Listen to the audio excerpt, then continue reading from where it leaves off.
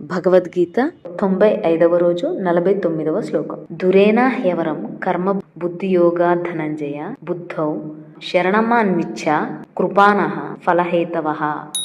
దురేణ హి అవరం కర్మ బుద్ధియోగాత్ ధనంజయ బుద్ధౌ శరణం అన్విచ్చ కృపానః ఫలహేతవః. ధనంజయ బుద్ధియోగాత్ బుద్ధియోగము కంటెను కర్మ కామ్యకర్మ ధురేణ మిక్కిలి అవరం హి తుచ్చమైనదిగా ఫలహేతవః ఫలము నాశించువారు కృపాణః కృపణులు బుద్ధౌ జ్ఞానమునందు శరణం ఆశ్రయమును అన్విచ్చ ఆశ్రయింపు. ఓ అర్జున, ఈ సమత్వ బుద్ధితో కూడిన నిష్కమ కర్మ కంటే ప్రతిఫలపేక్షతో కూడిన సకామ కర్మ తక్కువైనది. కాబట్టి నీవు సమత్వ బుద్ధి యోగమునే ఆశ్రయింపు. ఏలనన ఫలాసక్తితో కర్మలు చేయువారు అత్యంత దీనులు కృపణులు. ఓ Arjuna, actions performed with the expectation of results is inferior to actions performed with equanimity.